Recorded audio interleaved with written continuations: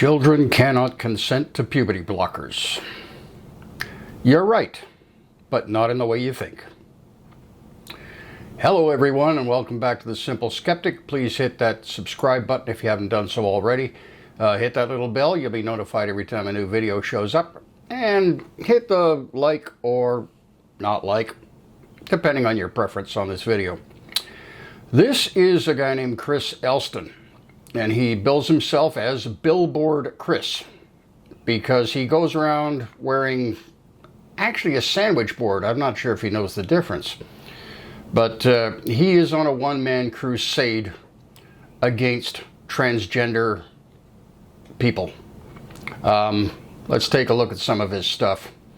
When he's wrong, he's also right, and he probably doesn't realize it. Like many of his ilk, he tries to use scare tactics like this little tidbit. 18-year-old boy died when doctors tried to create a vagina for him, blah, blah, blah.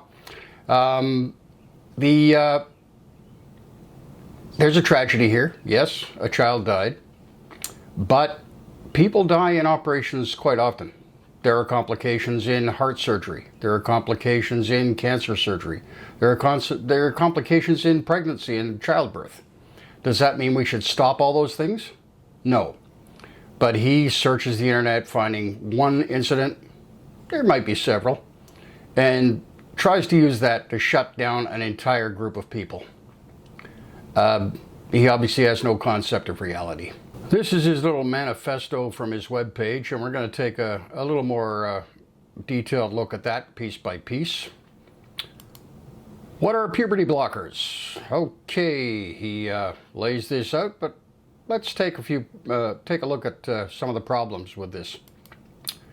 Puberty blockers are drugs which, like the name says, completely block puberty from occurring. No, they don't completely block puberty.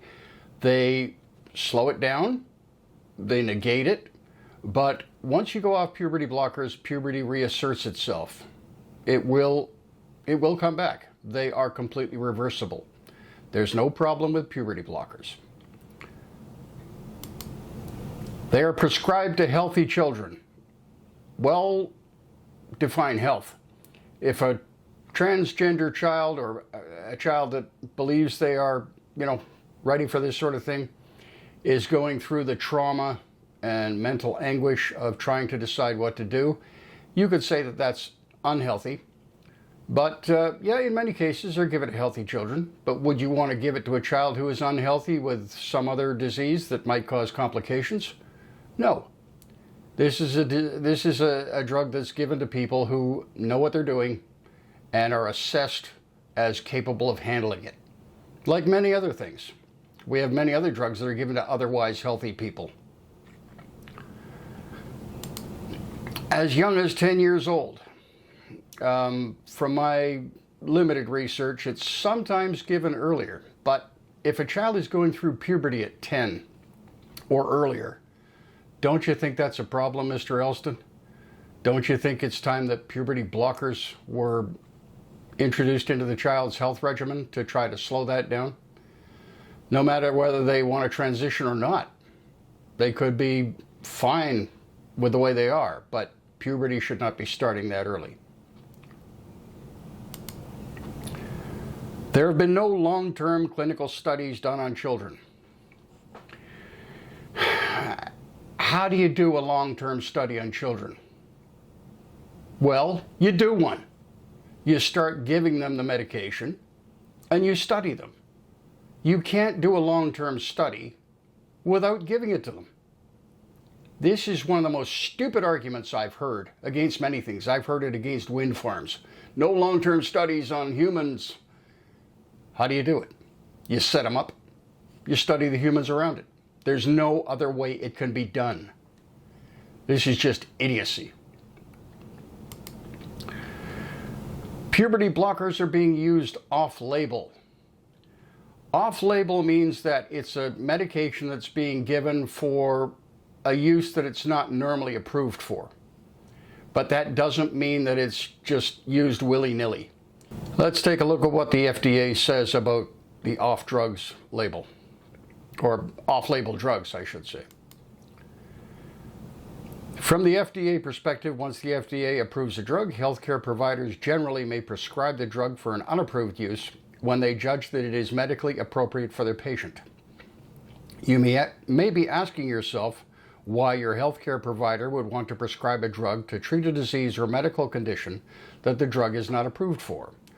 One reason is that there might not be an approved drug to treat your disease or medical condition. Another is that you may have tried all approved treatments without seeing any benefits. In situations like these, you and your healthcare provider may talk about using an approved drug for an unapproved use to treat your disease or medical condition. Okay, they used to block kids' healthy natural development with grave physical consequences. Healthy natural development? Entering puberty at age 10 is not healthy natural development, Mr. Elston. Entering puberty earlier definitely is not healthy natural development. And there are no grave physical consequences to this. This is complete outright fabrication. You're just trying to scare people. The few small studies we do have show that they don't even provide any psychological benefit. He cites no sources for this. In fact, studies show exactly the opposite. When children are allowed to have these puberty blockers, they are healthier, both physically and mentally. Gender ideology is a pseudo-religious movement. No, it is not a pseudo-religious movement. Yours is, which claims that children can be born in the wrong body. No, it does not claim that children are born in the wrong body. There is no wrong body, there is simply bodies. If a child feels that they present as a male but feel female, they may wish to undergo gender transition. That is not having a wrong body. It's simply a different perception of one's reality. It claims that we all have a gender identity which takes precedence over our biological sex. It doesn't take precedence. It simply exists, and one can choose to either go with it, live with it, change, whatever. There is no precedence here. Nothing is being forced. It is entirely based on stereotypes. Children are taught that it is their interests, hobbies, likes, and dislikes which determine their gender. No, children are not being told that. That was common years ago. But these days we realize that children's minds work in many different ways. There are girls that take an interest in what we normally think of as boys' toys. They don't grow up to be lesbians. They don't grow up to be transgender. They stay girls. They stay women. They just take an interest in things that are normally traditionally thought to be boys' stuff, men's stuff, guy stuff, whatever. Don't worry about it. So why can't children consent to puberty blockers? Well, he's right and he's wrong. Children cannot walk into a doctor's office and say, I want puberty blockers. No, that isn't something they can give their consent to. In many jurisdictions, they need their parents' permission.